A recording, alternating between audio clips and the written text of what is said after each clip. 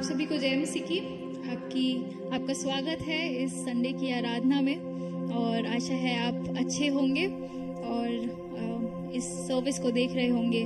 आइए हम इस सर्विस को शुरू करें प्रार्थना के साथ। प्रभु हम आपका धन्यवाद करते हैं समय को देने के लिए कि हम आपका नाम ले सके। आपका धन्यवाद करते हैं प्रभु जी आपकी उपस्थिति के लिए जो हमारे साथ है प्रभु जी इस समय, और हम ये विश्वास रखते हैं प्रभु जी कि आप हमारे बीच है और जो लोग घर में देख रहे हैं उनके साथ उनके बीच हैं। प्रभु आपसे प्रार्थना करते हैं प्रभु कि आपकी उपस्थिति हमें भर दे, आपकी पवित्र आत्मा से हम भरे हों प्रभु जी, और जब आपकी आराधना करें और जब आपके वचन को सुने प्रभु जी तो प्रभु आपके साथ प्रभु जी हम कनेक्टेड रह सकें। पिताजी आपसे प्रार्थना है आगे का पूरा समय प्रभु आपके हाथ में सौंपते हैं। प्रभु आप हमें चलाएं, आप हमें लीड करें प्रभु जी, और अपने राज्य के लिए प्रभु जी हमें बढ़ोतरी दें यीशु मसीह के नाम से आमीन।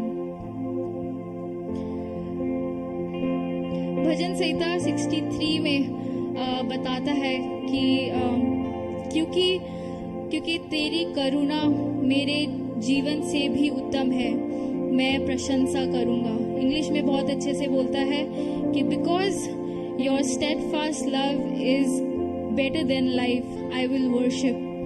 एंड जैसा हम जानते हैं कि साम्स किसने लिखा है, और आई वॉज जस्ट थिंकिंग कि ऐसी घड़ी में भी वो क्यों बोल रहा है कि आई विल वर्शिप एंड तेरा प्रेम मेरे जीवन से भी बढ़कर है, ऐसा क्यों बोल रहा है वो। आई रियलाइज्ड कि उसने परमेश्वर का प्रेम चख लिया था, उसने जान लिया था कि परमेश्वर का प्रेम कितना इम्पोर्टेंट है उसके जीवन के लिए, उससे जीवन से बढ़कर कि वो कुछ भी करने के लिए परमेश्वर के लिए रेडी है, अपना जीवन भी देने के लिए रेडी है। सो एज वी वर्शिप, जैसे हम आराधना करते हैं, मैं आपको इस प्रश्न के साथ छोड़ूंगी और आप इसको सोच सकते हैं जब हम आराधना करें कि क्या सही में हमने परमेश्वर के प्रेम को चखा है। क्या हम आज परमेश्वर के प्रेम को चखे हुए बैठे हैं?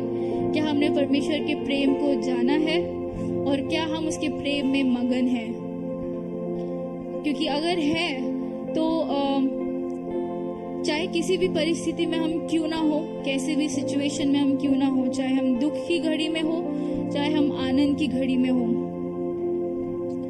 परमेश्वर हमेशा हमारे साथ रहेगा और उसको हम प्रशंसा देते रहेंगे चाहे कुछ भी हो जाए।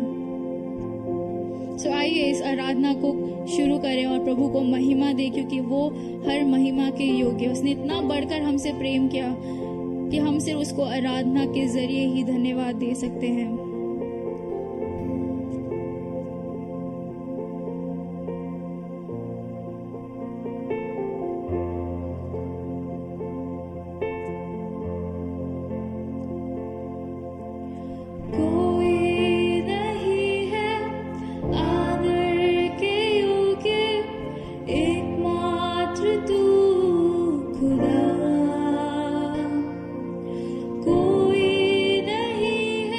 से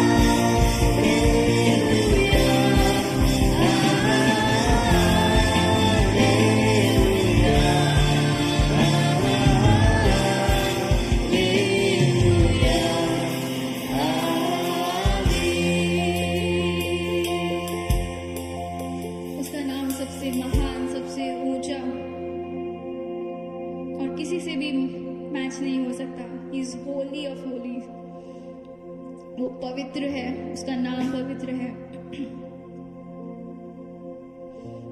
जब हम उसके नाम को ले लेट्स बिलीव कि उसके नाम में चंगाई है, उसके नाम में रिहाई है। और हमारे उन परिस्थितियों में जब हमारे सामने शत्रु हो, जब हमारे सामने मुसीबत हो, जब हमारे सामने शैतान हो, तब हम उसके नाम को लेके उन सभी चीजों पे विजय प्राप्त कर सकते हैं। तेरा नाम सबसे है ऊंचा, तेरा नाम सबसे है ऊंचा, तेरा नाम सबसे है ऊंचा, यीशुआ। तेरा नाम सबसे है ऊंचा, तेरा नाम सबसे है ऊंचा,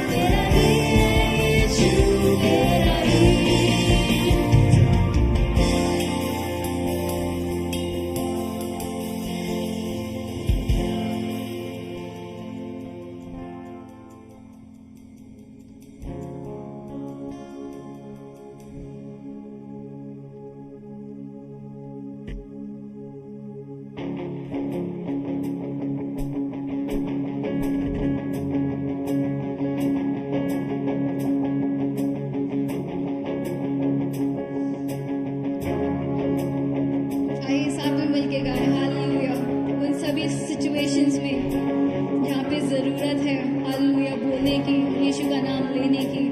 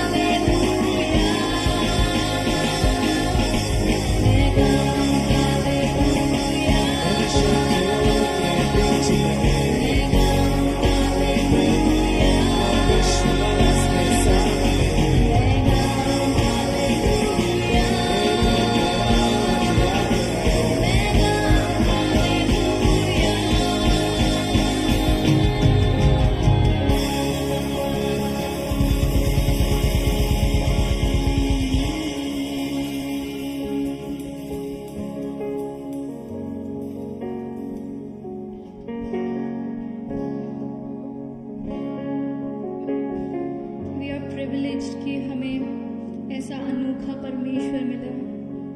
उसके जैसा कोई है ही नहीं। पवित्र परमेश्वर जो राजा है, जो महान है, जो उस सिंहासन पे बैठता है और स्टिल हम जैसे उसे प्रेम रखता है।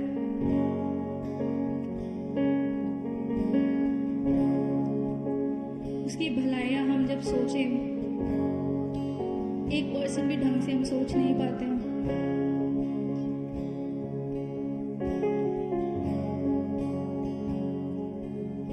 वो हर आदर, हर स्तुति, हर महिमा के योग्य परमेश्वर है।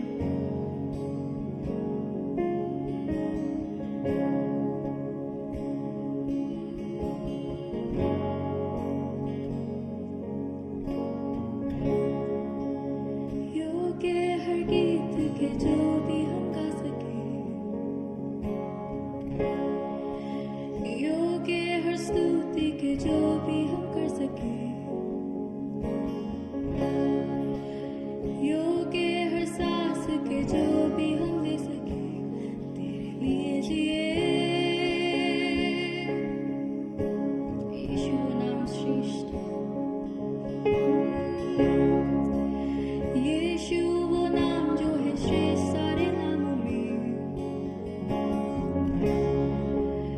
यीशु ही सिर्फ जो हमको बचा सके, योग्य हर सांस के, योग्य हर सांस के जो भी हम ले सके, तेरे लिए जिए।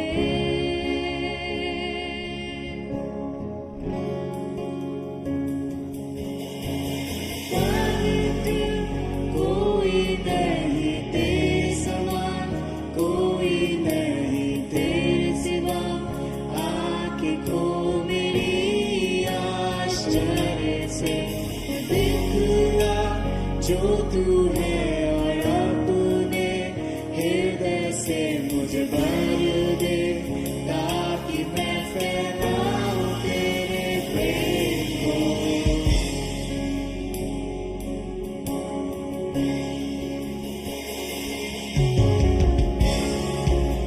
योग्य हर गीत के जो भी हम गा सके, योग्य हर स्तुति के, योग्य हर स्तुति के जो भी हम कर सके, योग्य हर सांस के,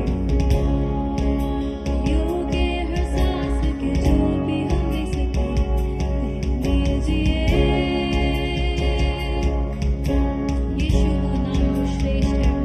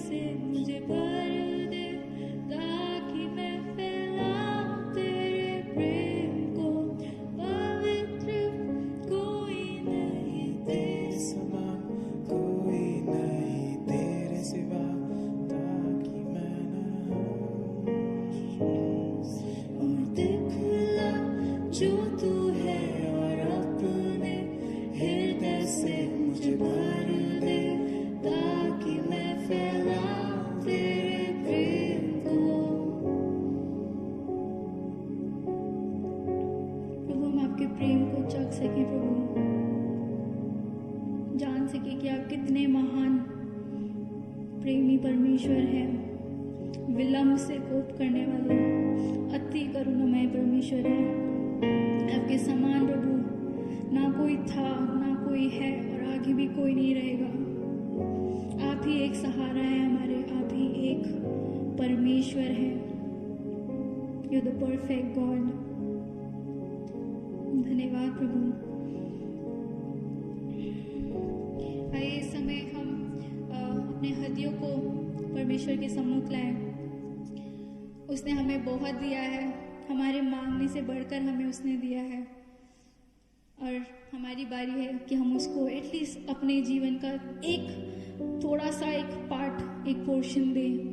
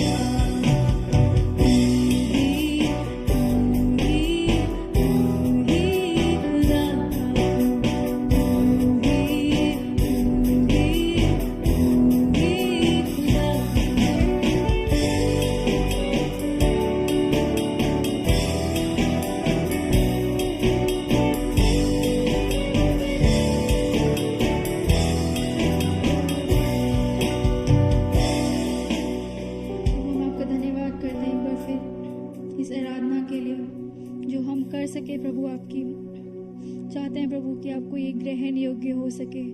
जो भी कुछ है हमारे पास प्रभु, अपना बेस्ट प्रभु आपके सम्मुख लेकर आते हैं। आप योग्य हैं, आप महान हैं और आप ही एक परमेश्वर हैं।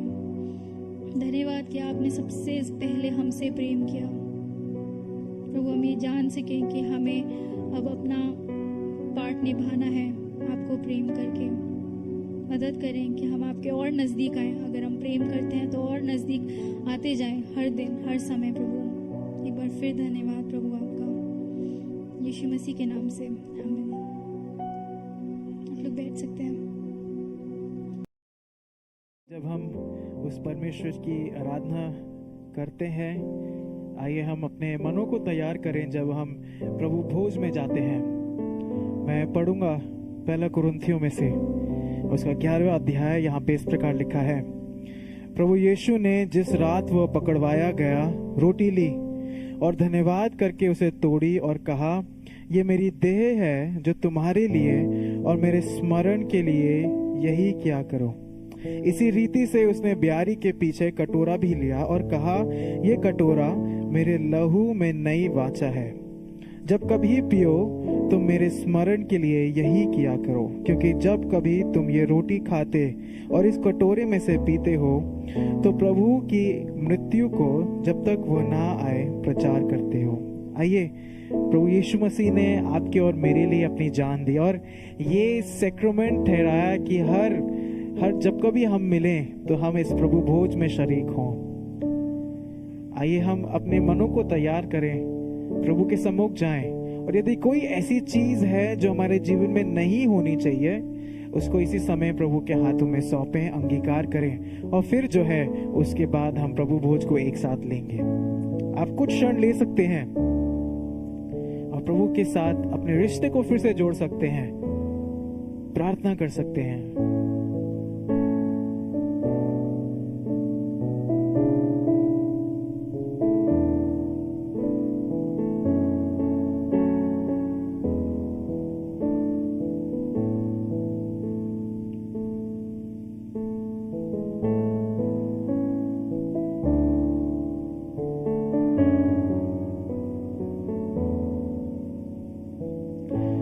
पिता परमेश्वर जी, हम आपका धन्यवाद देते हैं कि आप हमारे लिए इस धरती पर आए, मरे, गाड़े गए और तीसरे दिन मुर्दे में से जी उठे, और उसके द्वारा आपने पिता के पास पहुंचने के लिए हमारा रास्ता बनाया। इसके लिए धन्यवाद देते हैं। आप ही आदि हैं, अंत हैं, अल्फा ओमेगा हैं। हम आपका धन्यवाद देते हैं कि आपने हमारे लिए अपना बदन और अपना लहू बहाया। पिता परमेश्वर, जब हम इस प्रभु भोज में एक साथ शरीक होते हैं प्रभु, हम आपकी मौत को मनाते हैं, हम आपका धन्यवाद देते हैं। प्रभु जी, होने दें कि इस सैक्रामेंट के द्वारा हम एज अ चर्च एकजुट हो सके और आपकी सेवा के कार्य के लिए और पूरी रीति से शरीक हो सके। धन्यवाद देते हैं हमारी प्रार्थना को सुनने के लिए, यीशु मसीह के नाम से, आमीन। आइए हम एक साथ ब्रेड और जो भी आपके पास है हम एक साथ लेंगे।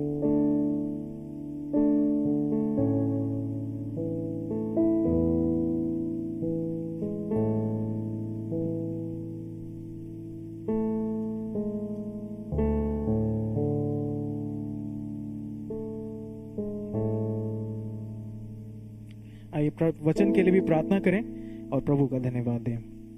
प्यारे प्रभु जी, आप महान हैं, आप सर्वशक्तिमान हैं। हम आपको धन्यवाद देते हैं कि आपने हम सभी को ये समय दिया कि हम एक साथ मिल के आराधना कर सके, आपकी स्तुति बढ़ाई कर सके प्रभु, और आप जो प्रभु भोज आपने ठहराया है उसमें भी शरीक हो सके। इसके लिए हम आपका धन्यवाद देते हैं।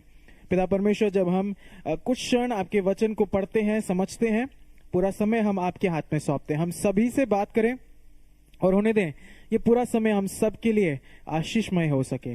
प्रभु, कोई भी डिस्ट्रैक्शन यदि है प्रभु, उसको यीशु नाम से दूर करें, और प्रभु मदद करें कि हम आप पे पूरी तरीके से कंसंट्रेट कर सकें। सारा आदर, मान, महिमा हम आपको देते हैं। हमारे कान खुले हैं, हमारा दिल खुला है। प्रभु जी, हमसे बात करें यीशु मसीह के नाम से, आमीन।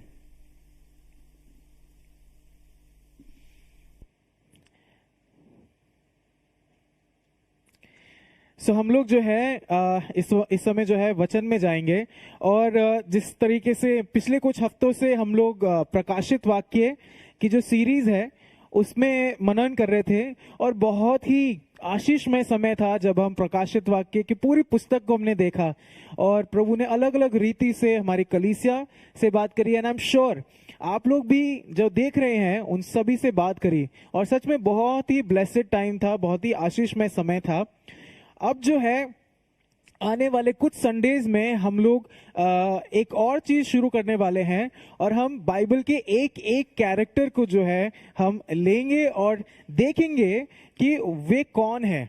हाँ, हम एक एक बाइबल कैरेक्टर को लेंगे और देखेंगे, उनके जीवन को देखेंगे और साथ साथ ये भी देखेंगे कि उनके जीवन के अंदर क्या क्या चैलेंजेस आए और फिर हम देखेंगे कि प्रभु उन चैलेंजेस में आपसे और मुझसे जो है क्या बात करने वाले हैं। सो आने वाले कुछ संडेज तक हम लोग अलग अलग बाइबल कैरेक्टर्स लेंगे एंड आई एम श्योर आप लोग रेगुलरली देखेंगे।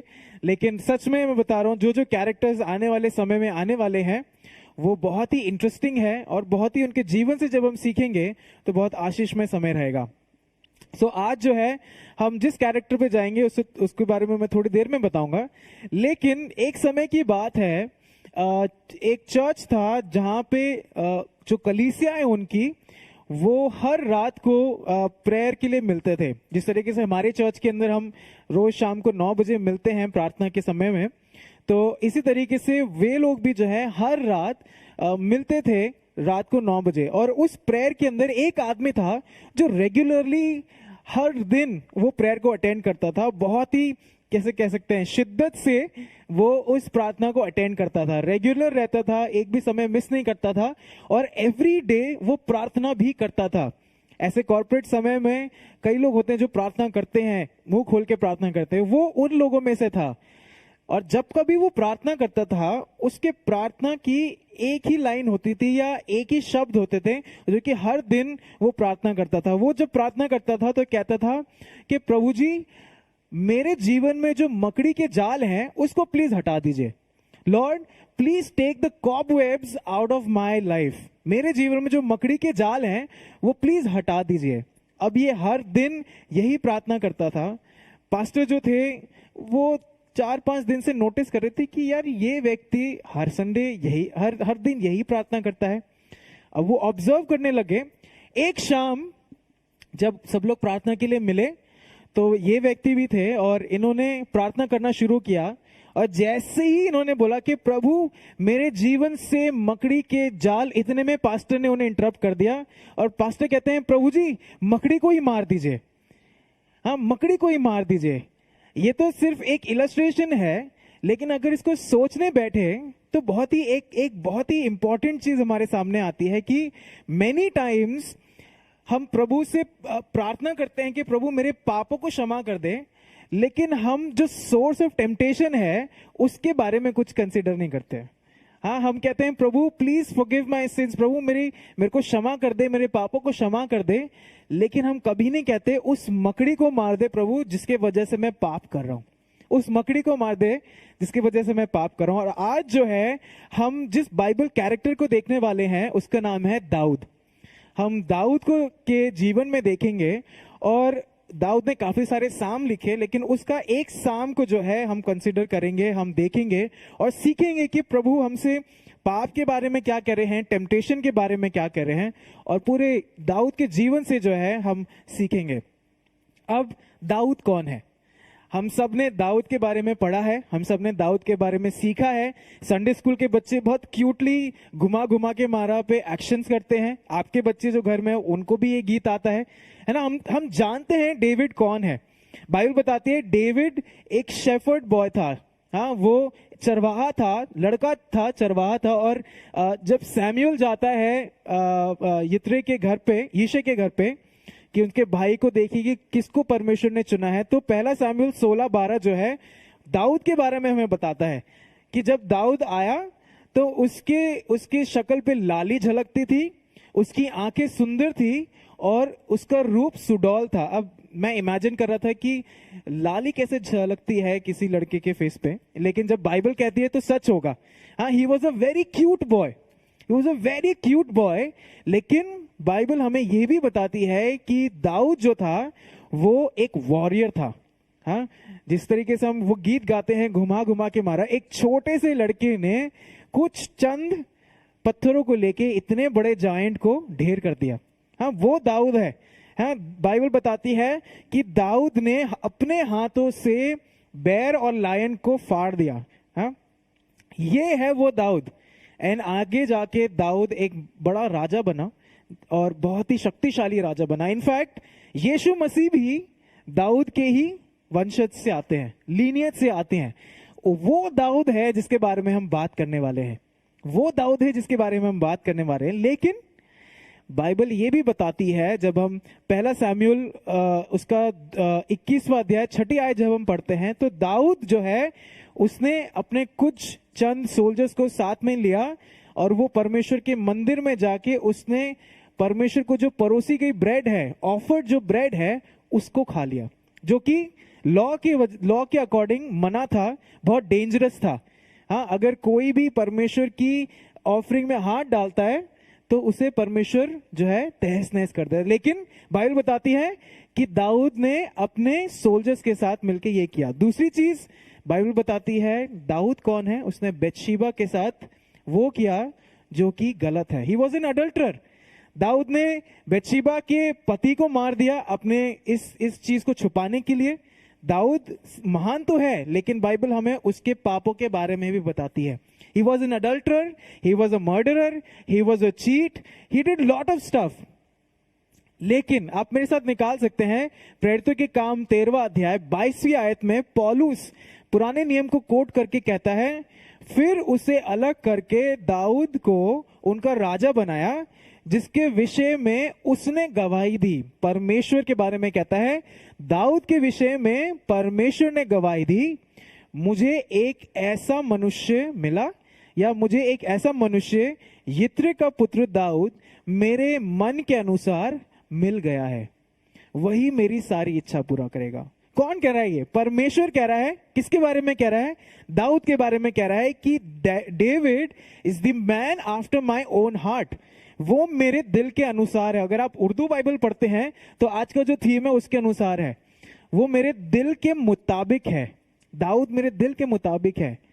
हाँ, वो दाऊद जो भले ही महान है, लेकिन वो दाऊद जिसने बहुत गंदे कार्य करे, वो दाऊद जिसने लोगों को मार दिया, जिसने चीट करा, जिसने व्यभिचार किया, उसके विषय में जो है परमेश्वर कहता है, ये व्यक्ति he is the man after my own heart, ये मेरे दिल के मुताबिक है।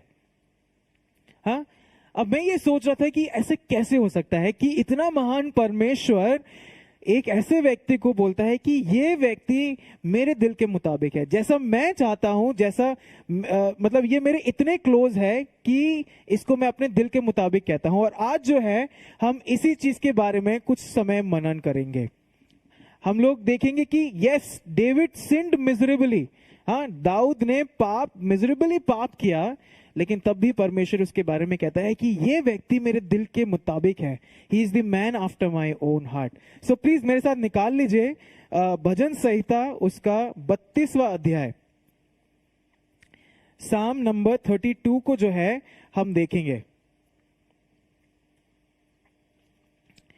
नाउ ये जो साम है, अगर आपने निकाल लिया तो ये दाऊद के द्वारा लिखा हुआ भजन है।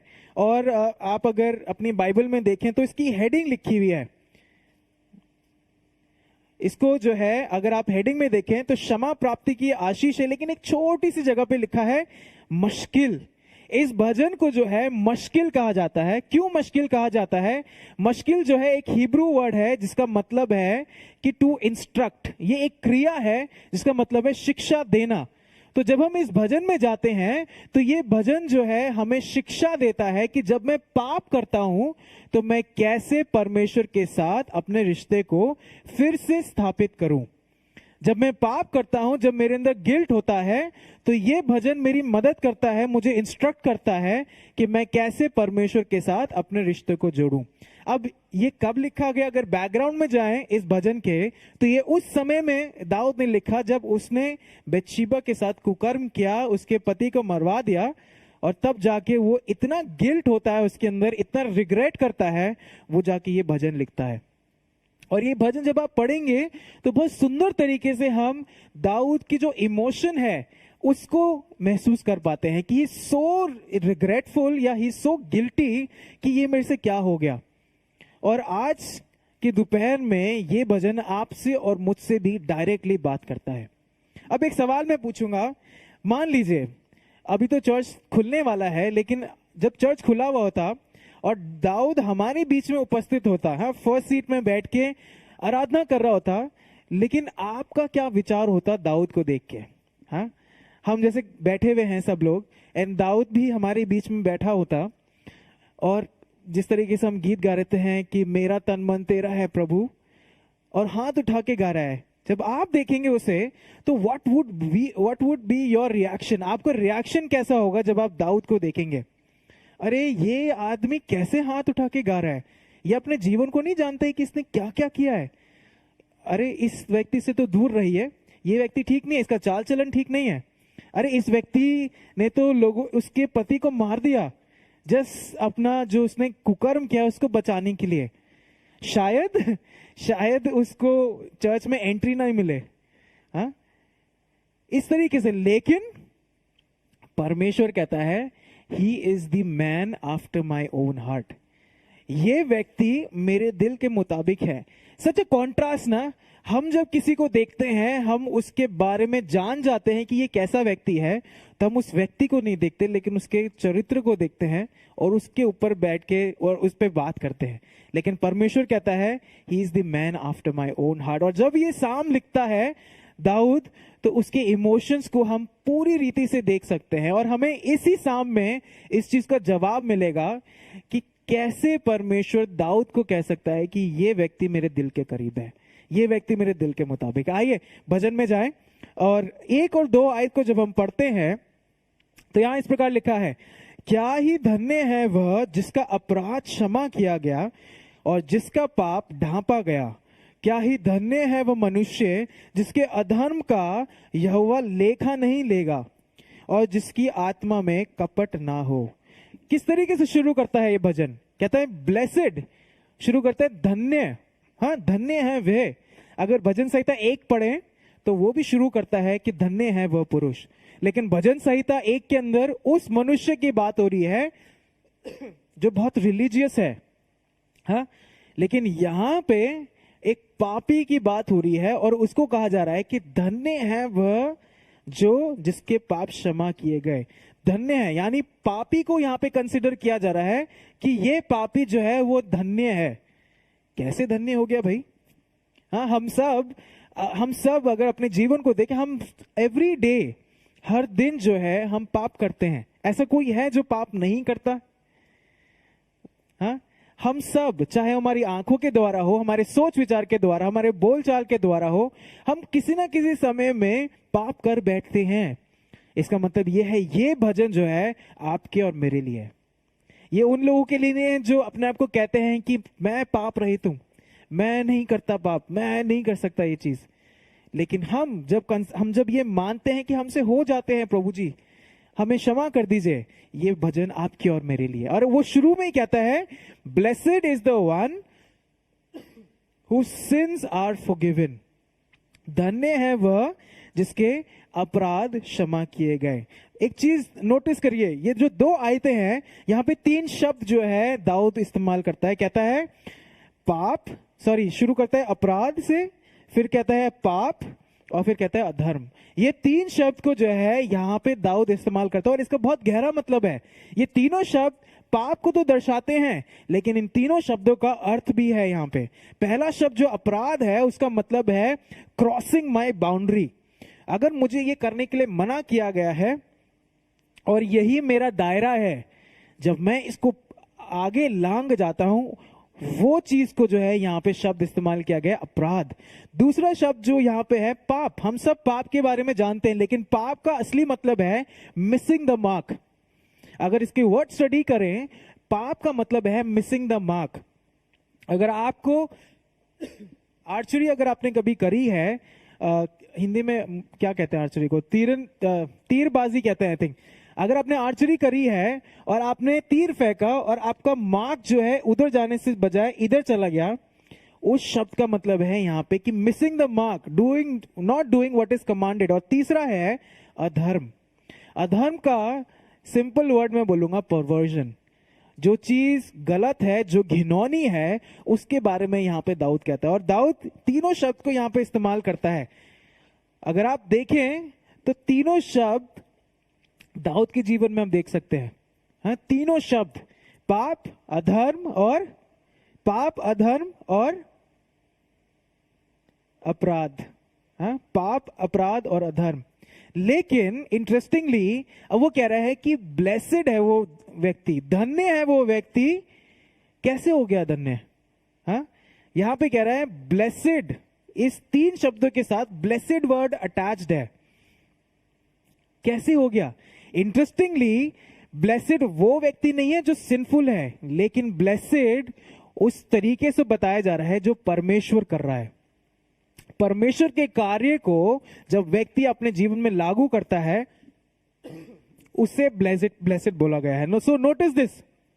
हाँ, अपराध वो बोलता है, पाप वो बोलता है, अधर्म वो बोलता है, लेकिन यहां पे परमेश्वर के कार्य को वो अटैच करके बोलता है। कहता है अपराध क्षमा किए गए, जिसका पाप ढांपा गया, अधर्म का यहोवा लेखा नहीं लेता। हाँ, उस व्यक्ति को जो है ब्लेसिड कहा गया है। हाँ, उस व्यक्ति को जो है ब्लेसिड कहा गया। आप इमेजिन करिए, एक एग्जांपल में बोलूंगा। आप ड्राइव कर रहे हैं दिल्ली के अंदर, और दिल्ली में ड्राइविंग जो है आपके फेथ का रियल टेस्ट है। हाँ, आपके मसीह जीवन का रियल टेस्ट जो है ड्राइविंग पे होता है। और आप ड्राइव कर रहे हैं और आप मान लीजिए एक बिल्कुल स्ट्रेट रोड पे पहुंचे हैं और वहां पे कोई गाड़ी नहीं है। जो ड्राइव करते हैं और जो राइड करते हैं बाइक, उनके लिए ऐसा रोड पैराडाइज है।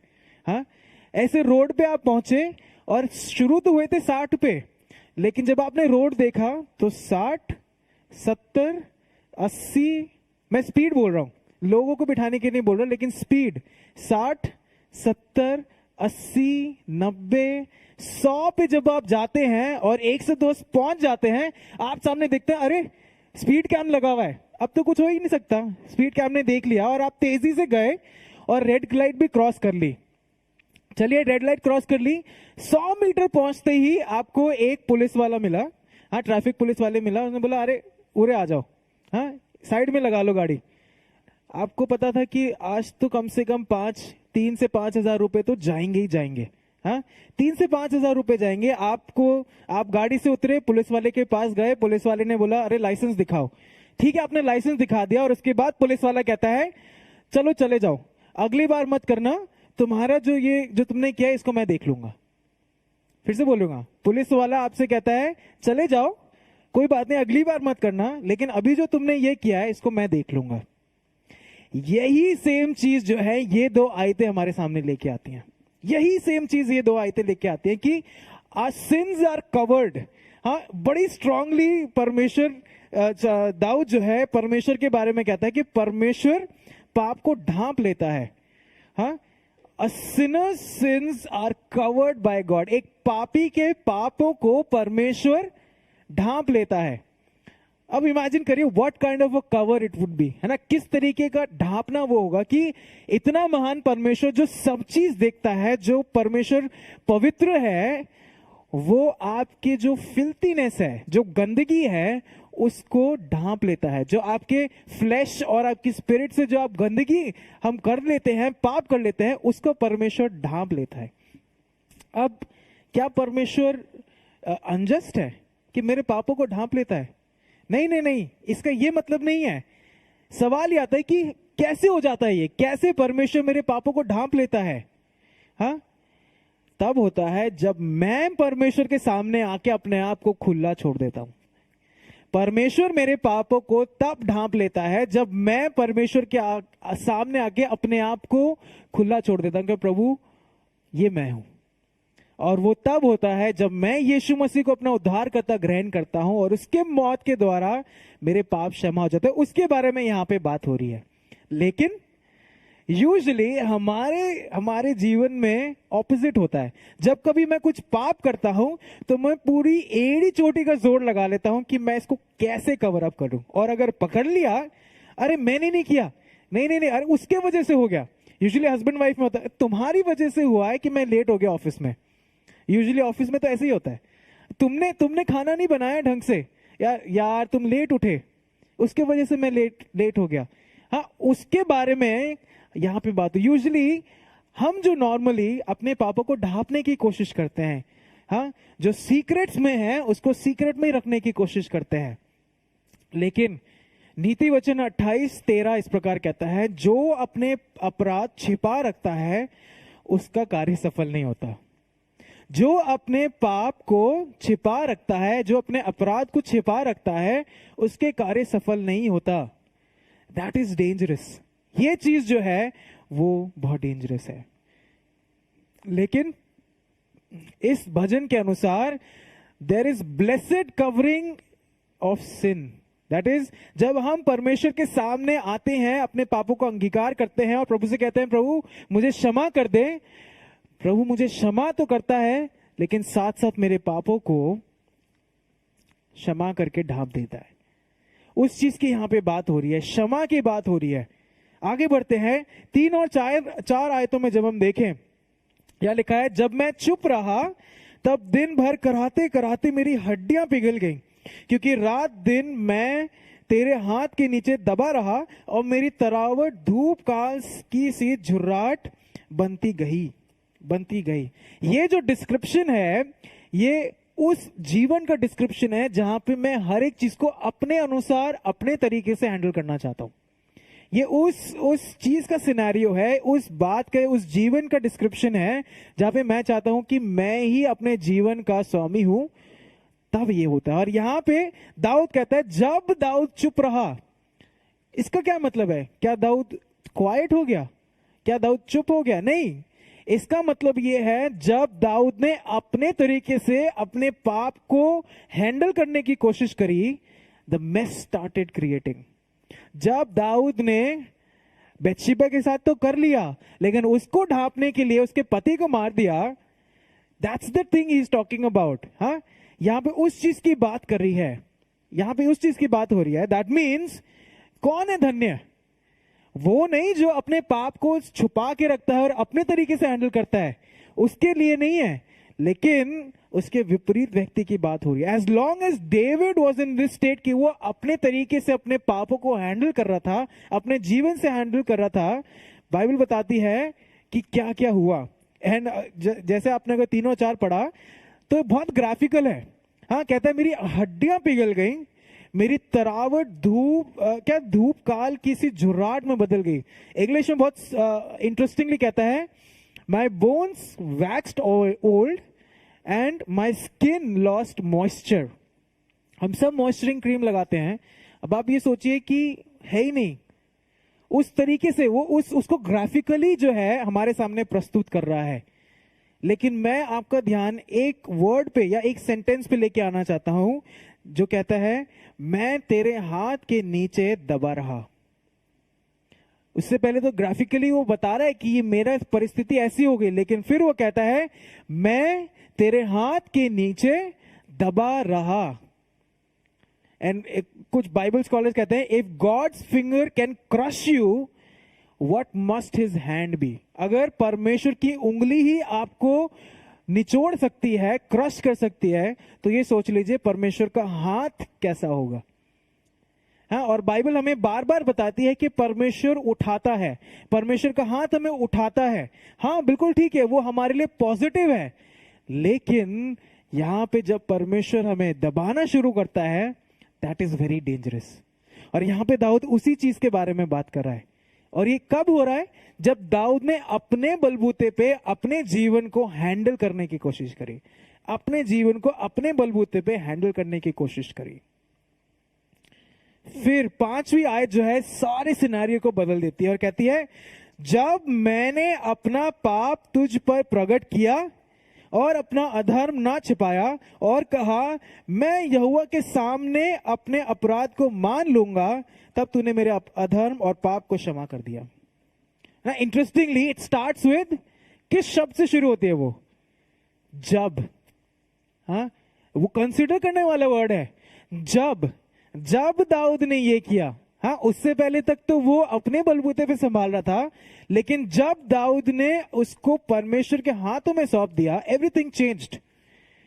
हाँ, when David made himself totally open to God, things changed, scenarios changed, atmosphere changed, surrounding changed, everything changed. हाँ, सब कुछ बदल गया. The whole point is giving my everything to God. हर एक चीज का जो पॉइंट है वो यही है कि क्या मैंने अपना सब कुछ यीशु मसीह को दिया है कि नहीं.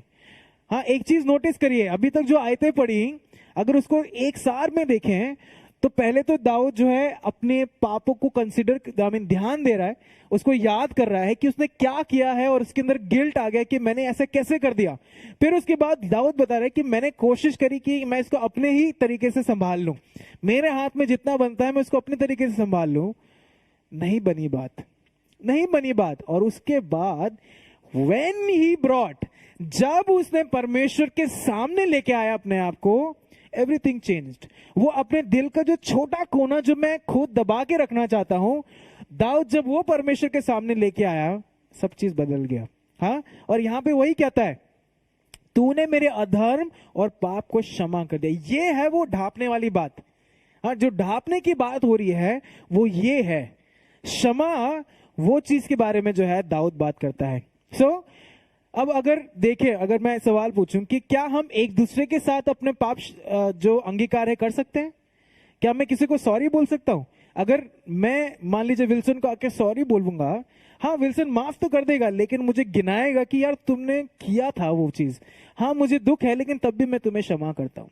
जब हम अपने आसपास के लोगों के पास जाके बोलते हैं कि हाँ भाई मुझे क्षमा कर दीजिए, मैंने किया, द मैन और the people around us condemns us. वो लोग मुझे और तुच्छ जानते हैं. लेकिन जब मैं परमेश्वर के पास आके अपना पाप का अंगीकार करता हूं, जब मैं अपने डीपेस्ट डार्केस्ट सीक्रेट्स परमेश्वर के सामने लेकर, जो अपना जो सबसे क्या कह सकते हैं, जो सबसे अंदर वाली चीज है वो परमेश्वर के सामने लेके आता हूं, परमेश्वर मुझे धोता है और मेरे मन को प्रेम से भरता है.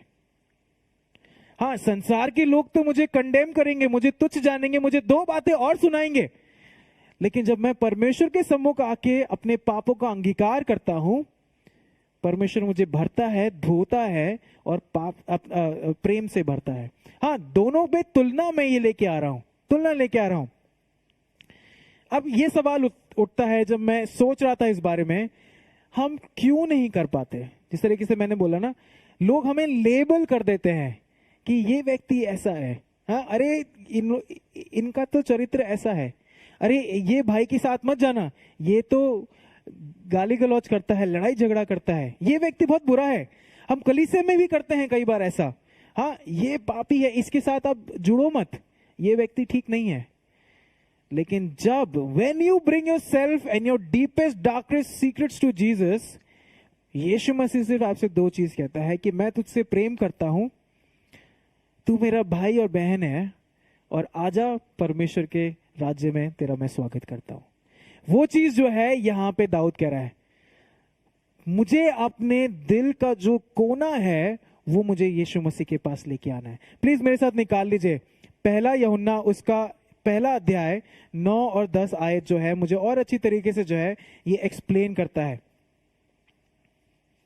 पहला यूहन्ना उसका पहला अध्याय 9 और 10, यहाँ पे इस प्रकार लिखा है, यदि हम अपने पापों को मान लें तो वो हमारे पापों को क्षमा करने और हमें सब अधर्म से शुद्ध करने में विश्वास योग्य और धर्मी है.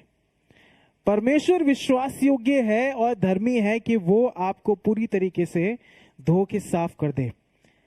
बात यहां आती है, क्या मैं तैयार हूं कि मैं अपना पूरा यीशु मसीह को दे दूं, अपना वो कोना जो मैं अपने तरीके से हैंडल करना चाहता हूं वो भी मैं यीशु मसीह को दे दूं.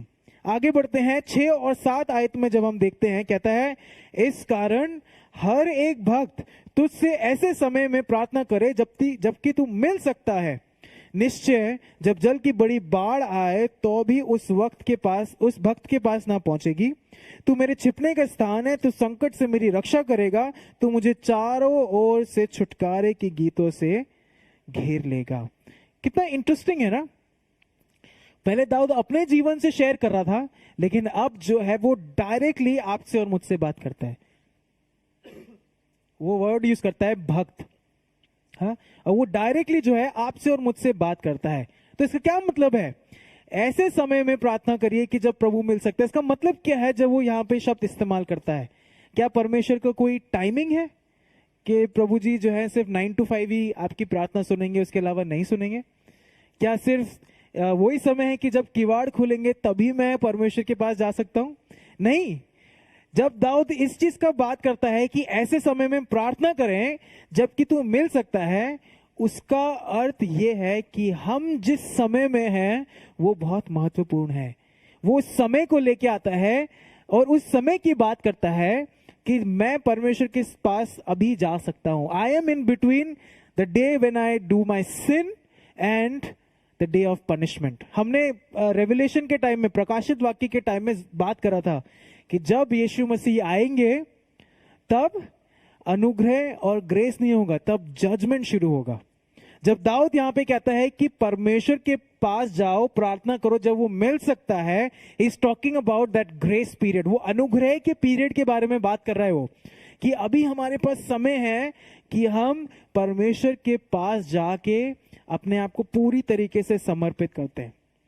जब यीशु मसीह का दूसरा आगमन होगा तब समय नहीं रहेगा रिपेंटेंस का, तब समय नहीं रहेगा कि मैं प्रभु के पास जाऊं और बोलूं प्रभु मुझे क्षमा कर दीजिए, क्योंकि उस समय वो न्याय के तौर पे आएगा, न्याय के तौर पे आएगा। और फिर जो है यहां पे कहता है आगे, निश्चय जब जल की बड़ी बाढ़ आए तो भी उस भक्त के पास ना पहुंचेगी। तू मेरे छिपने का स्थान है, तू संकट से मेरी रक्षा करेगा, तू मुझे चारों ओर से छुटकारे के गीतों से छुड़ा लेगा या घेर लेगा। नोटिस दिस, अभी तक चौथे वर्ष में जो है दाऊद कह रहा था कि परमेश्वर के हाथ से मैं दबा हुआ हूं। हाँ, दाऊद कह रहा था कि परमेश्वर ने मुझे दबा रखा है। लेकिन जब दाऊद ने यीशु मसीह के पास आके अपने पापों को अंगीकार किया, परमेश्वर के पास आके अपने पापों को अंगीकार किया, वो न्याय जो है वो अब उसका क्या बन गया? छिपने का स्थान बन गया। यह हमारे लिए भी सोचने वाली बात है, कंसिडर करने वाली बात है कि जब मैं अपने पापों को नहीं अंगीकार करता, अपने बलबूते पे अपने तरीके से चलाना चाहता हूं, तब पनिशमेंट है। लेकिन जैसे ही मैं यीशु मसीह के पास आके अपने पापों का अंगीकार करता हूं, अपना जीवन को समर्पित करता हूं, उसको अपना उद्धारकर्ता मानता हूं, वो न्याय जो है आपका और मेरा उद्धारकर्ता बन जाता है। वो न्याय जो है आपका और मेरा शरण स्थान बन जाता है। वो न्याय आपका और मेरा छुड़ाने वाला बन जाता है। और बहुत सुंदर तरीके से वो ग्राफिकली फिर से कहता है, जब जल की बड़ी बाढ़ आए तो भी उस भक्त के पास ना पहुंचेगी। ऐसा कहा जाता है पानी और आग जो है ये जो है अनकंट्रोलेबल होता है। आग को आप फिर भी कंट्रोल कर सकते हो, लेकिन अगर बाढ़ आ जाए तो आप नहीं कंट्रोल कर सकते, पानी कहीं ना कहीं से निकल आएगा। यहां पे कहता है जब बाढ़ भी आ जाए तब भी परमेश्वर तुम्हारा और मेरा शरण स्थान रहेगा। प्रोवाइडेड तभी है जब मैं उसको अपना सब कुछ सौंपता हूं, तो तभी। दैट मीन्स व्हेन आई ले माई हार्ट आउट, जब मैं अपने दिल का हर एक चीज, अपने जीवन का हर एक चीज, अपने सारे पाप यीशु मसीह के सामने ले आता हूं, द जज becomes our refuge and redeemer. वो न्याय जो है मेरा रेफ्यूज और मेरा उद्धारकर्ता बन जाता है। क्या आपने ऐसा किया है कि नहीं? Let's move forward. 8 और 9 आयतों में जब हम देखें तो यहां पे लिखा है, मैं तुझे बुद्धि दूंगा और जिस मार्ग में तुझे चलना होगा उसमें तेरी अगुवाई करूंगा। मैं तुझ पर कृपा दृष्टि रखूंगा और सम्मति दिया करूंगा। तुम घोड़े और खच्चर के समान ना बनो जो समझ नहीं रखते। उनकी उमंग लगाम और रास से रोकनी पड़ती है, नहीं तो वे तेरे वश में नहीं आने के। जब 8वीं आयत में हम देखते हैं, अब दाऊद जो है परमेश्वर के कह सकते हैं कि परमेश्वर बात कर रहा है, और परमेश्वर जो है कहता है कि I will teach you, I will instruct you और आई विल काउंसिल यू। ये तीन शब्द जो है यहाँ पे परमेश्वर इस्तेमाल करता है कि मैं तुझे बुद्धि दूंगा, जिस मार्ग में तुझे चलना होगा उसमें तेरी अगुवाई करूंगा, मैं तुझ पर कृपा दृष्टि रखूंगा और सम्मति दिया करूंगा। तीन शब्द, इंस्ट्रक्ट, टीच एंड काउंसिल, यहाँ पे ये तीन शब्द जो है वो इस्तेमाल करता है। और परमेश्वर कह रहा है हमें, दाऊद ने अपनी स्टोरी खत्म कर दी, अब परमेश्वर हमें कह रहा है कि मैं तुझे ऐसा करूंगा, मैं तुझे सिखाऊंगा, मैं तुझे चलाऊंगा और मैं तुझे समझाऊंगा। टीच, इंस्ट्रक्ट एंड काउंसिल जो है एक अच्छे टीचर की प्रॉपर्टीज होती है। एक अच्छा टीचर वो होता है जो पढ़ाता है, टीच करता है, काउंसिल करता है और इंस्ट्रक्ट करता है। बाइबल में एक ही है जो बहुत ही अच्छा टीचर है और वो है यीशु मसीह। ये तीनों चीजें अगर हम देखें यीशु मसीह के अंदर हम देख सकते हैं। हाँ, यीशु मसीह जो थे, यीशु मसीह ने ही जो है इंस्ट्रक्ट किया कि उद्धार का रास्ता क्या है। मैं हूं मार्ग, मैं हूं सत्य, मैं हूं जीवन। ही इंस्ट्रक्टेड। फिर उसके बाद यीशु मसीह पहले गए दिखाने के लिए, ही वेंट बिफोर। और तीसरी चीज, यीशु मसीह ने ये प्रॉमिस किया कि मैं तुम्हारे साथ हूं जगत के अंत तक। मत्ती में हम ये पढ़ते हैं। और ये तीन चीजें जो है यहां पे भी हम उसी चीज को पाते हैं कि यीशु मसीह कह रहा है I will watch over you. हाँ, I will watch over you, मैं तुम पे कृपा दृष्टि रखूंगा, मैं तुम्हें देखता रहूंगा, कृपा दृष्टि रखूंगा। वॉचिंग ओवर का मतलब क्या है? कृपा दृष्टि रखने का मतलब क्या है? यूजुअली हम बच्चों पे जो है अपनी आंखें गड़ा के रखते हैं कि कहीं ये गलत तो नहीं जा रहे, घर के अंदर भी लेकिन लाइफ में भी। मेरे पेरेंट्स ने मुझे डिसिप्लिन किया है, आपके पेरेंट्स ने भी शायद आपको डिसिप्लिन किया होगा। यहां पे जब बात हो रही है, परमेश्वर कहते हैं कि आई विल वॉच ओवर यू, इसका मतलब यह है कि मैं तुम पे अपनी आंखें गड़ा के रखूंगा और तुम्हें किसी गलत रास्ते पे जाने नहीं दूंगा, किसी गलत खाई में जाने नहीं दूंगा। उसके बारे में जो है बात कर रहा है। और ये है वो ब्लेसिंग, शुरुआत में ब्लेसिंग से शुरू किया है और यहां पे वो बता रहा है ये है वो आशीष।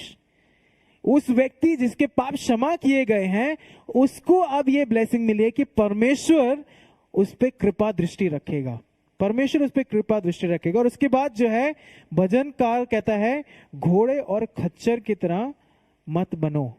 हाँ, घोड़े और खच्चर के समान मत बनो। वो कह रहा है कि जिद्दी मत बनो। हाँ, जिद्दी बनने के बारे में बोल रहा है वो कि डोंट बी स्टबर्न। हाँ, जिद्दी मत बनो, don't be stubborn that I will handle my life. ऐसे जिद्दी मत बनिए कि तुम्हें कुछ नहीं पता, मैं अपने जीवन को हैंडल करूंगा, नहीं। और यहाँ पे वो घोड़े और खच्चर को जो बहुत सुंदर एग्जाम्पल देता है। अगर हम घोड़ों को देखें और खच्चर को देखें, उनको नहीं पता कि उनके कांधे पे कितना बोझा लादा जा रहा है। हाँ, या उनको ये नहीं पता कि क्या बोझा लादा जा रहा है। उनको ये नहीं पता कि जो उनका राइडर है क्या वो अच्छा है या वो बुरा है। जो व्यक्ति पाप में है उसके साथ ऐसा होता है। उसको पता ही नहीं है कि अगर मैं इस लत में हूं, क्या ये लत मेरे लिए ठीक है कि नहीं, मुझे ये करना है तो करना है। और उसके बारे में जो है भजनकार यहां पे कहता है it is for those people for whom sinning is a habit. जिन उन लोगों के लिए है ये जिनके लिए पाप करना एक हैबिट बन गया है। कुछ भी हो सकता है, गंदे चित्र देखना हो सकता है, गाली गलौज हो सकता है, झूठ बोलना हो सकता है, ये तो कॉमन है। हाँ, झूठ बोलने पे अगर आप किसी को बोलो कि अरे तुमने झूठ बोला, वो यूजुअली कहता है अरे भैया निकल गया मुझसे झूठ, मुझे नहीं पता लेकिन मेरे मुंह से निकल गया झूठ। होता है हमारे साथ, मुझे नहीं पता होता, अगर मैं बचाव कर रहा हूं तो मैं झूठ सबसे पहले बोलूंगा। और उसके बारे में यहां पे बात हो रही है कि घोड़ों और खच्चर की तरह स्टबर्न मत बनो, जिद्दी मत बनो, लेकिन अपने पापों को परमेश्वर के पास लेके आ जाओ, अपने हर एक चीज को परमेश्वर के पास लेके आ जाओ, क्योंकि वो ये प्रॉमिस करता है कि मैं तुम पे कृपा दृष्टि रखूंगा। हाँ, तुमने अपने तरीके से तो संभाल लिया, लेकिन संभाला नहीं तुमने, और जो है कॉलेज में ये शब्द इस्तेमाल करते हैं, तुमने रायता फैला दिया। और हाँ, आपने शायद सुना होगा, रायता फैला दिया। और लेकिन परमेश्वर ये कहता है जब तुम अपना हर एक चीज मेरे सामने खोल के रख दोगे तो मैं तुम्हें टीच करूंगा, इंस्ट्रक्ट करूंगा और काउंसिल करूंगा, मैं तुम्हें समझाऊंगा, सिखाऊंगा और लेके चलूंगा। कितना सुंदर है। आप इसको सोच सकते हैं कि राजाओं के राजा आपको ये कह रहा है। लास्ट थिंग 10 और 11 आयत में जब हम देखें तो यहाँ पे कहता है, दुष्टों को तो बहुत पीड़ा होगी, परंतु जो यहोवा पर भरोसा रखता है वह करुणा से घिरा रहेगा। हे धर्मियों, यहोवा के कारण आनंदित और मगन हो, और हे सब सीधे मन वालों, आनंद से जय जयकार करो। ये जो है पूरे भजन का, ये जो 32वां भजन है उसका एंड है, कल्मिनेशन है, पूरा जो है एंड है। और यहाँ पे आप इनफैक्ट पूरा साम से अगर देखें भजन संहिता, वहां पे दो लोगों की जरूर बात होती है, जो विकेड है और जो राइचस है, जो परमेश्वर से दूर है, जो पापी है, और जो परमेश्वर के पास है। इन दो लोगों के बारे में बात हो रही है, और यहां पे भी उसी चीज के बारे में बात हो रही है। There is the result of sin in life will always be guilt and sorrow. हाँ, दुष्टों को तो बहुत पीड़ा होगी। अगर हमारे जीवन में पाप है तो हमें कुछ क्षण का आनंद मिलेगा, लेकिन उसके बाद सॉरो है और गिल्ट है, परेशानी है और पीड़ा है। लेकिन जो यहोवा पे क्या रखते हैं, भरोसा रखते हैं, उनके लिए कुछ और चीज बाइबल बताते हैं। चार्ल्स स्पर्जन, अगर आपने नाम सुना है उनका, तो वो इसको इस तरीके से कहते हैं, जो यहोवा पे भरोसा रखते हैं, दे हैव स्वॉर्म ऑफ बीज स्टोरिंग हनी फॉर देम। उनके पास जो है मधुमक्खियों के छत्ते हैं, जहां से जो हनी है वो टपक रहा है और स्टोर हो रहा है। वो आशीष के बारे में बात कर रहा है। हाँ, जो यहोवा पे भरोसा रखते हैं उनके साथ क्या होगा, they will be surrounded by mercy. वो जो है करुणा से घिरे रहेंगे। दिन में आपके परमेश्वर की करुणा है, रात में जहां बाहर जा रहे हैं, अंदर रहने में, आपके सिकनेस में, आपकी हीलिंग में, सब जगह में परमेश्वर की करुणा मेरे साथ बनी रहती है, करुणा बनी रहती है। एक एग्जाम्पल के साथ खत्म करूंगा। एक वृद्ध व्यक्ति जिनका नाम रिचर्ड एटकिंस है, वो अपने पोते के साथ जो है एक दिन बाइबल पढ़ रहे थे। उनके पोते का नाम एबल है, और बाइबल पढ़ते हुए उन्होंने एबल को बोला, एबल मार्क दैट टेक्स्ट, इस टेक्स्ट को अंडरलाइन कर लो।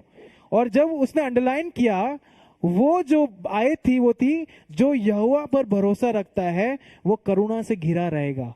और अंडरलाइन करने के बाद वो अपने पोते को कहते हैं, हाँ ध्यान से सुनिएगा, वो अपने पोते को कहते हैं कि I read it in my youth and believed it, and now when I read it in my old age I thank God it to be true. मैंने, जब मैं यंग था तब मैंने इस आयत को पढ़ा, इसमें विश्वास किया, और अब जब मैं वृद्ध हूं इस आयत को फिर पढ़ता हूं और परमेश्वर का धन्यवाद देता हूं कि ये सच है।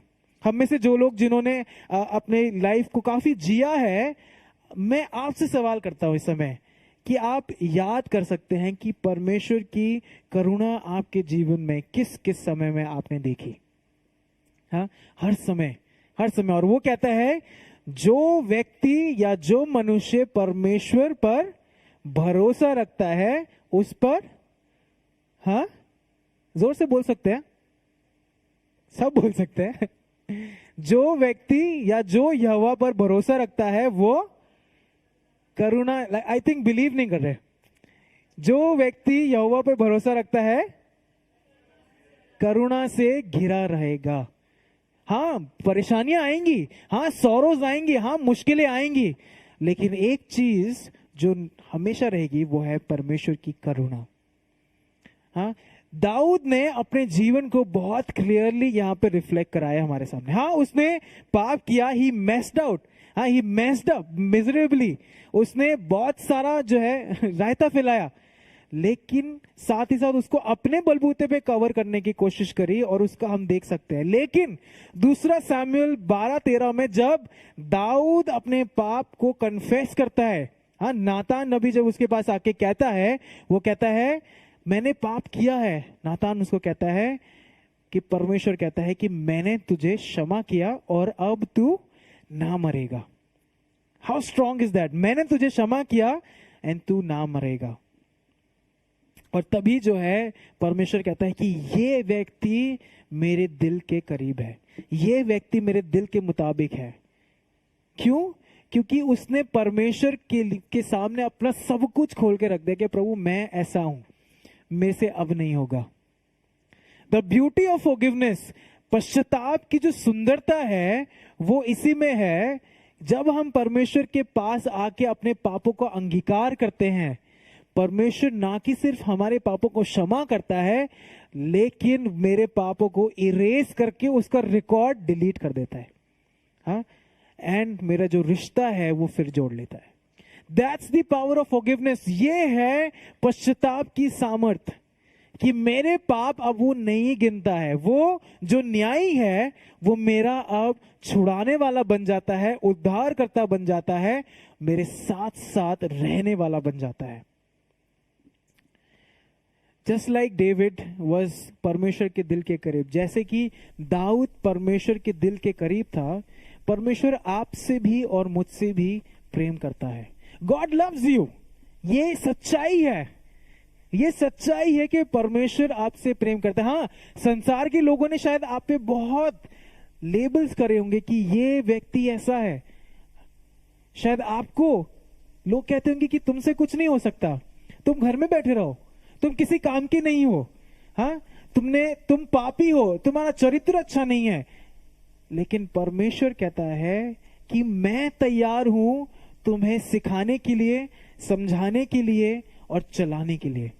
परमेश्वर कहता है कि मैं तैयार हूं तुम्हें सिखाने के लिए, समझाने के लिए और चलाने के लिए। लेकिन मैटर ये करता है कि क्या मैंने अपने दिल को परमेश्वर को दिया है कि नहीं। मैटर ये करता है कि क्या मैंने परमेश्वर को अपना पूर्ण हृदय दिया है कि नहीं, या फिर क्या मैं अभी भी अपने जीवन को अपने तरीके से चलाना चाहता हूं। हाँ, मैं कहता तो हूं कि मैं यीशु मसीह पे विश्वास करता हूं, तू मेरा उद्धार करता है, लेकिन अभी भी मैं दबा के बैठा हूं कि ये नहीं दूंगा। आज वचन आपको और मुझे चैलेंज करता है कि परमेश्वर रेडी है, यीशु मसीह रेडी है कि आपसे प्रेम करने के लिए, आपको सिखाने के लिए, चलाने के लिए, गाइड करने के लिए। Will you give your heart to him? क्या आप अपने हृदय को परमेश्वर को देंगे? क्या आज की सुबह, आज की दोपहर में आप परमेश्वर के सामने आके वो पश्चाताप करेंगे कि प्रभु हाँ, मैं जानता हूं कि मैं अभी तक अपने तरीके से चलाना चाह रहा था अपने जीवन को, लेकिन अब मैं हर एक चीज परमेश्वर के हाथ में सौंपता हूं। हम इस गीत को गाएंगे जो कि दाऊद का एक और भजन है, जहां पे वो जो है हमें बताता है कि चाहे मैं घोर अंधकार से भरी हुई तराई से होकर चलूं तो भी हानि से न डरूंगा। परमेश्वर प्रॉमिस करता है कि मैं तुम्हारे साथ रहूंगा, चाहे तुम अंधकार से होके चलोगे, कठिनाई से होके चलोगे, मेरी करुणा तुम्हारे साथ बनी रहेगी। क्या मैं तैयार हैं? क्या हम तैयार हैं? क्या हम तैयार हैं अपने दिल को उसको देने के लिए? यहोवा चरवाहा है मेरा। आइए, जब इस गीत को गाते हैं, कुछ क्षण आप ले सकते हैं जहां पे आप परमेश्वर के हाथ में अपने जीवन को सौंपें।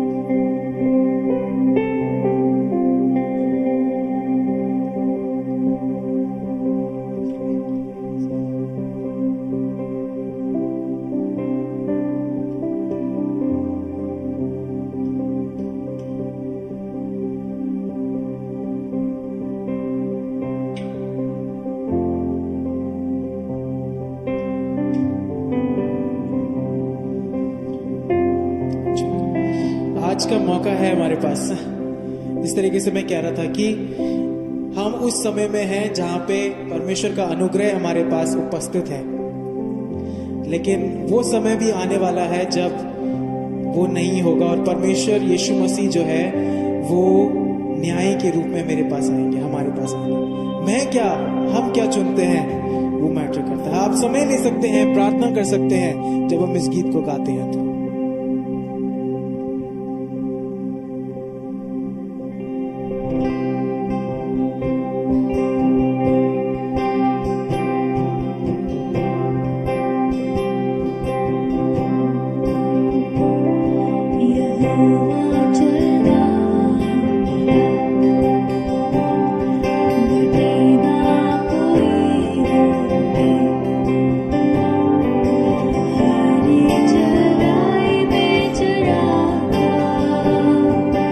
सुखदाई जल पिलाता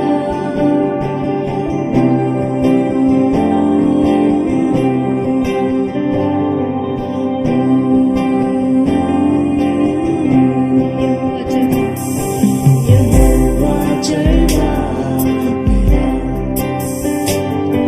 घटे ना कोई रोके हरी चराई में चराता सुखदाई जल पिलाता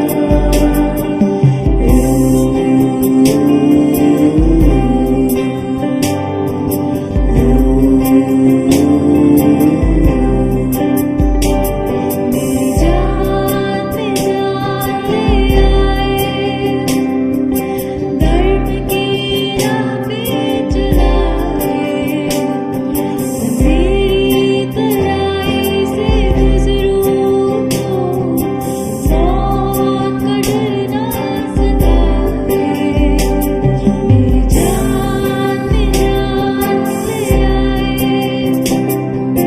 धर्म की राह पे चलाए मेरी तराई से गुजरूं तो मौत का डर ना सताए तेरे सोटे और लाठी से शांति मुझे दी है तेरे सोटे और लाठी से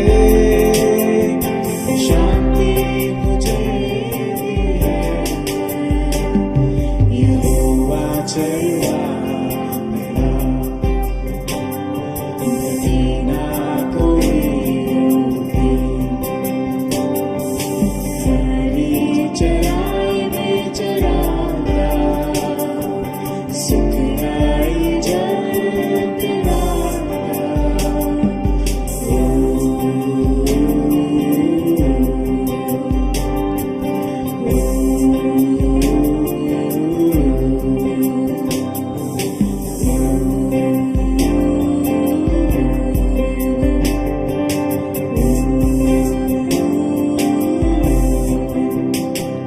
मेरे शत्रु के सामने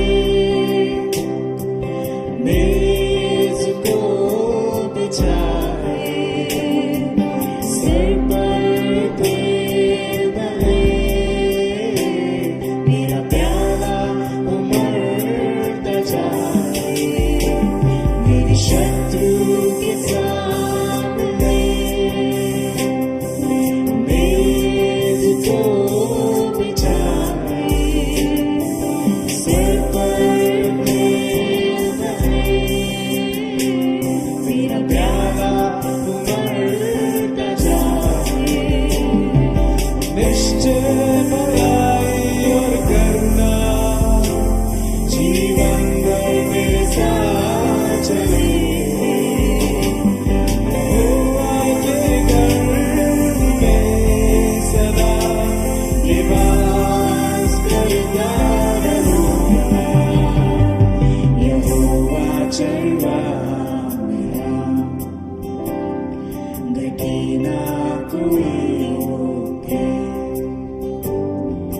हरी चराई में चराता सुखदाई जल पिलाता यहोवा चरवा मेरा प्रभु जी हम आपका धन्यवाद देते हैं। आप महान हैं, आप सर्वशक्तिमान हैं।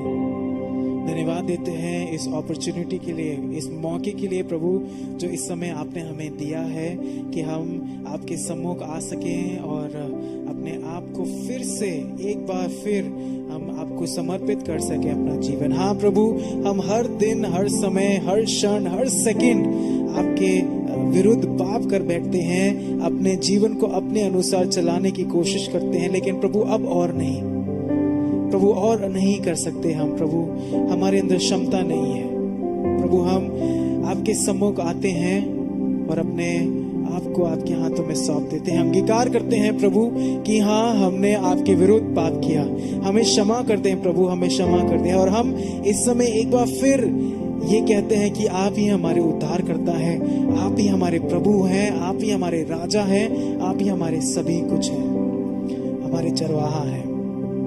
धन्यवाद प्रभु इस ब्लेसिंग के लिए, इस आशीष के लिए प्रभु, जहाँ पे आपने हमें ये आशीष दी है कि चाहे तुम घोर अंधकार से भरी हुई तराई से होकर चलोगे तभी तुम हानि से ना डरोगे। आप हमारे चरवाहा हैं, हमें कुछ घटी ना होगी। और एक दिन हम आपके साथ उस महान किंगडम में रहेंगे।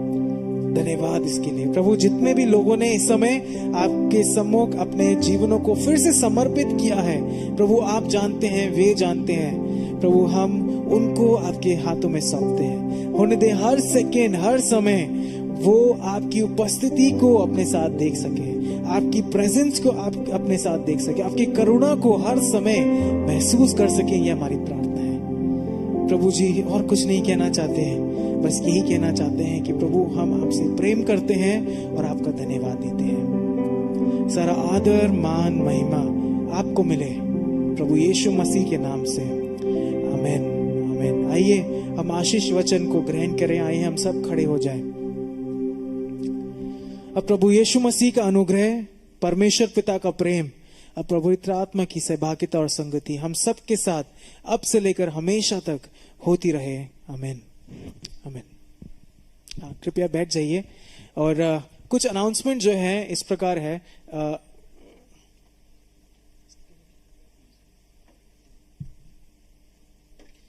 जी, कुछ अनाउंसमेंट जो है इस प्रकार है, जिस तरीके से हम रेगुलरली अनाउंस कर रहे हैं कैंप के लिए। हमारा जो यूथ कैंप है वो 21 से लेके 24 अक्टूबर तक है। एंड रजिस्ट्रेशंस ऑलरेडी चालू हो चुकी है, रजिस्ट्रेशंस हो रही हैं। एंड हम चाहते हैं कि आप सब चलें, लेकिन क्योंकि यूथ कैंप है तो यूथ जा सकते हैं, और मैं चाहता हूं कि सारे यूथ चलें। एंड आपको कोई भी अगर नीड है या आप बात करना चाहते हैं तो प्लीज फील फ्री कि आप मुझसे, पास्टर मानव से बात कर सकते हैं। एंड जिस तरीके से हम बताते हैं, money should not be the thing to stop you. पैसा वो चीज नहीं होना चाहिए जिसके वजह से आप कैंप ना जाए। ठीक है, हम हैं, आप हमसे बात कर सकते हैं, लेकिन हम बस ये चाहते हैं कि आप सभी चलें। कैंप 21 से 24 तक है, बहुत अच्छा समय रहेगा, वेदर बहुत अच्छा है, और जिस जगह हम जा रहे हैं वो भी बहुत सुंदर जगह है, ऋषिकेश में है। और कैंप की जो भी डिटेल्स हैं स्क्रीन पे है पोस्टर, तो आप देख सकते हैं। एंड कुछ भी अगर चीज है जिसमें आप बात करना चाहते हैं तो आप प्लीज बात कर सकते हैं। रजिस्ट्रेशन का जो लिंक है वो भी हमारे सोशल मीडिया अकाउंट पर है, तो आप उधर जाके जो है वो लिंक पे क्लिक करके रजिस्टर कर सकते हैं। इंस्टाग्राम पे है डीबीएफ सत्संग के नाम से, तो आप सर्च करेंगे तो डीबीएफ सत्संग आ जाएगा। आप फॉलो करके उस लिंक पे क्लिक कर सकते हैं कैंप के, एंड डू रजिस्टर। बाकी again, money should not be the thing to stop you. ठीक है, बाकी आप बाद में हम बता सकते हैं। So please register ASAP, seats full होती जा रही हैं, सो प्लीज रजिस्टर ASAP। प्रभु आप सबको आशीष दे। आप सभी का हफ्ता शुभ हो। जय मसीह की।